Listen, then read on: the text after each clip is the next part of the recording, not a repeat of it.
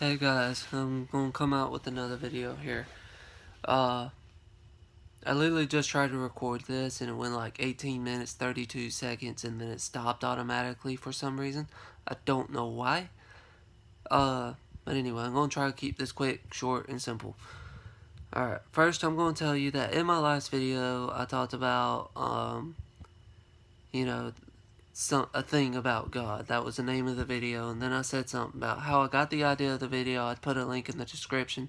I forgot to put the link in the description, and I got like 2 or 3 views on it so far already, and I just went out of my mind when I uploaded it. I was getting ready for work when I made that video. I was late for work, and then it uploaded. But anyway, so in this one I'm going to give my testimony. I'm going to talk about how I got to know God and things that happen for me to get to know God. And honestly, there's only a handful of people that know. I can count them on this hand. And it's sad. I don't like to talk about it. The last person I explained what happened to, I got home and I got away. I laid down in my bed and I cried. It's sad. I don't understand. I never understand why I went through what I went through. But anyway, I'm going to explain what happened. I'm not going to get into what happened since I was born. I'm just going to say that my birth parents got a divorce. My birth dad left when I was 5. I don't know what happened. I honestly hope he sees this video and knows me. Obviously he will. I look just like him. And, reaches out to me. But I haven't seen him since I was 5. But, anyway, so I went and moved in with my aunt and uncle. But I'm going to call them Mom and Dad because I grew up calling them Mom and Dad. So, from the age of 5 to 10, I lived with them in Toccoa, Georgia. And nice place. I actually had a cousin who I called my sister. I grew up playing with her all the time. We was always outside doing stuff. It was fine. Things were fine. And then we moved to Dewey Rose, Georgia. Well, something struck in my mother that day. Or since then. She started cussing. Started swearing. That's not something that my dad allowed. We grew up in church. My dad was a very Christian man. So, mother started cussing at me and she started treating me differently. She started kind of beating me on top of the head. Would take her fist, beat me on top of the head. Things were different. And then 3 years later, when I was 13 years old, Dad passed away from pancreatic cancer.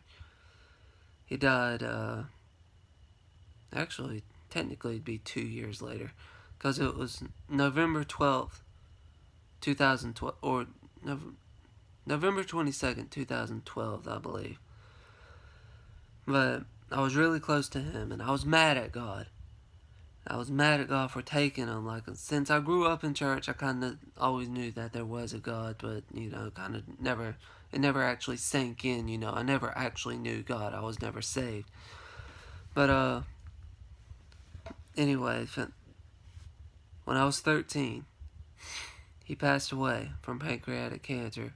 And ever since then, my mother treated me completely different. The swearing got worse. She started drinking alcohol. She would go get drunk and whatnot. And she started abusing me. Now, she was kind of beat me across the head before, but then she just, after he passed away, things were horrible. She would throw me on the floor. She'd kick me. The whole discipline thing, she took it to a different level. With I always got my butt tore up with a belt growing up if I did something wrong. And it said in the Bible, spare the rod, spoil the child. But after Dad passed away, my mother took it to a different level. She'd leave bruises and stuff on me. And she gave me a black eye one time before. Like, there was something like, at the time, I'm taking care of Papa. We took him out of the nursing home. He's 68 years old. He can't walk. He can't really speak all that well. He can't do anything up for himself. So I had to do it for him. Shortly after Dad passed away, my mother found another boyfriend. Nice guy, don't get me wrong. I enjoyed him after I first met him. But she would be gone 2 or 3 weeks. Weeks, not days, weeks at a time. I'm taking care of Papa. I would have to get him out of bed. I'd have to change his diaper. I'd have to make him breakfast, lunch, and supper. If he needed anything at all, or if he wanted to watch TV or something, he could do little sign language. He'd kind of scream, and then he'd point to the TV remote or go like this or something. So he knew what he was doing, but he just couldn't walk and speak very well. Anyway, back to the point.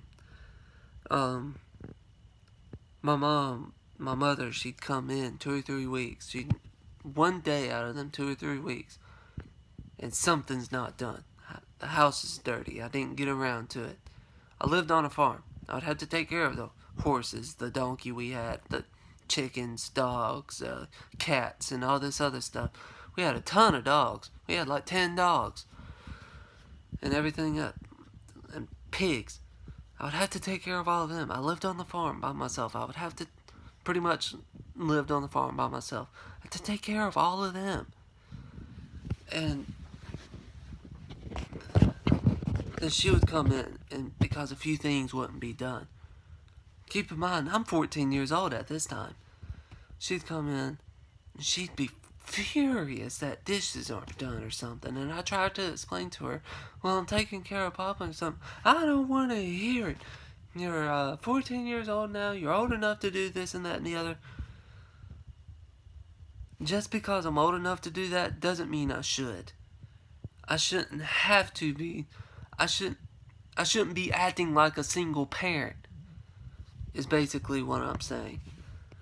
But I was getting mad at God again after that. I never prayed like I should, and never read my Bible like I should have. But I started praying to Him again. God, why am I going through this? Why me? First you take Dad, now I'm going through this. What do I have to do to stop going through this? Can I get out of this situation? And I felt like my questions weren't being answered. Till a few weeks later, something was telling me to tell someone what was going on.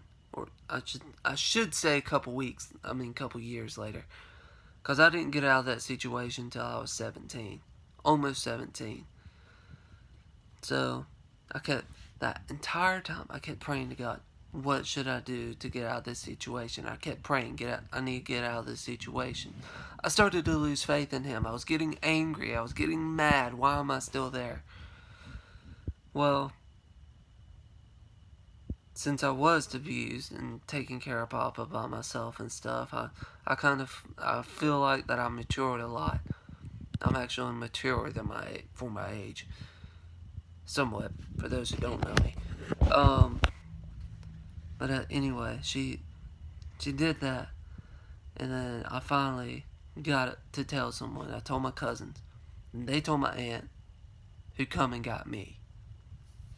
And Papa packed up our clothes, and then I went and lived with her for a little bit. And I got to know my cousins who are from up here in Pennsylvania. They're from up here, but I never actually knew they existed because I knew I had family up here in Pennsylvania, but I never actually knew them because I was kept away from them. Don't know why, but just it happens. But I got to know them, and things were a little rocky because with everything I went through, I had huge attitude problems. I'd be wanting to punch through this wall behind me if I was that same person today. But I was just angry. I was scared. Didn't know how to take anything. I kind of shut myself up in a shell. It's like a little shell. And I was having these nightmares of everything that happened, that I went back to my mother's house. And then she would just like I was walking up the driveway, then she just grabbed me by the back of my neck and slammed me down on the ground and start kicking me and start yelling at me, "You should have never left, you should have never left." I was having them nightmares, and I still do every now and then, but they're not as bad. But I thank God for getting me out of that situation. Then I said, "God, this is your will, your way." I started praying like I should have been doing. I was reading my Bible. I was still being homeschooled at the time, and we was reading out of the Christian homeschooling books. And I found interest in it, a little bit anyway. And so I started getting to know God more. But my aunt treated me horribly shortly after I moved in with her. And I got a horse farm job at one point. When I first moved in with her, I found this horse farm job. And I started working there, and it was like $8 an hour, but I was only doing like 10 hours a week, if that. And then I got up to like $500-600 saved up. I think it was $700 saved up. I got up that much saved up. So I'm sitting in my room. I'm just watching YouTube because I didn't have to work that day. Just sitting in my room watching YouTube. And then she comes in. One of my cousins, he's trying to buy a car so he can go back and forth to work. And plus, he was about to have his actual driver's license. She comes in, she goes like, "Hey, Jared's trying to buy a car." Didn't mean to throw any names out there. I'm sorry. But, hey, he's trying to buy a car. Can we borrow your, like, $600 so he can get it? The car's only $1,000, but we have the other money. I'm thinking, yeah, sure, whatever. I'll pay you back. Alright. A month has went by, and she's going to sell one of the other vehicles. The '87 Dodge Ram that I drove around. She was going to sell it. So, well, how much are you selling it for? $5,000. I was like, well, how about I make payments on it? Okay, well, since your family will knock half the price down. It was like, down to $2,400. I'll make payments on it. Alright, well, just take the $600 that you borrowed from me and put towards that truck. Well, that was the biggest mistake. I've been struggling with money ever since then. And, she's like, okay, well, that was my mistake. So, I left the horse farm job and got a chicken farm job. The hourly rate was lower, but technically I still made more. I made like maybe $100 a week at the horse farm job and maybe $300 a week at the chicken farm. Well, the truck payment was $100 a week. And then I got a horse. Well, I would have to support him. So between hay and feed for him, that was like an additional $65. And then gas in the truck, and to help with groceries with my aunt, I was paying in another $50. So that by the time I got gas in the truck and ate something on Friday, because we went out to eat every Friday. We figured we're getting our checks cashed, let's get something to eat. And then groceries and the truck payment and the horse. Getting the stuff for the horse. That wiped out my entire paycheck a week. And I still owed her money, so she says. Then I finally, oh yeah, and my phone. I had to pay for my phone at the time. I finally put an end to it. I finally got my own phone plan. Instead of paying her another $100 for the phone, like every month. I think it was like every month. I get me the $30 phone, straight talk phone at Walmart, and I'm only paying $45 a month for that thing. I think it was like a 5 gig data plan. So it wasn't bad. So that cut back on costs a little bit. But now, still got the horse, still got the truck payment, and everything else. And I was traveling half an hour to work at the time. And it's just horrible. But the way she treated me, I guess, the way she had treated me, just taking everything, I was just like getting very upset. Then I realized that I was thinking, just like one day, thinking, hey, everything you went through, you're alive. Yeah, you may have attempted suicide a couple times, about 3 times, but you're alive. God helped you through this. And though I was still having the issue with my aunt, I figured, hey, God helped you through this. You are where you are today because of God and everything you've been through. So I want y'all to know that anything you're going through, God has you, alright? He will get you through anything as long as you believe in Him. So those who tell me God isn't real and stuff, they've never had something bad happen to them. And it's sad. We have to pray for them. So everything that I've been through, from my birth dad leaving me, to my dad dying, to being abused, and then just being used, I am now up here in Pennsylvania, living by myself, but I've never been more happy to know God. I'm happy to have the family I do, the church family that I have. I'm happy for it. Yes, I'm by myself, and it was just like an instant thing, but just like out of nowhere. But I admit that was my fault also. But I'm happy up here. I love my church family. I love the actual family I have. Yes, they're 2.5 hours away from me, but 2.5 hours versus 12, like what it would be in Georgia, I can't complain. I know God. God helped me through everything. He can help you too. Because I'm a weak person. If you look at me in person, I'm very skinny. I'm a very weak person. Emotionally and physically. But He helped me through it, and He can help you too. So if you feel like God isn't real or He's not listening to you, He really is. But it's on His time. So think, pray, and read your Bible.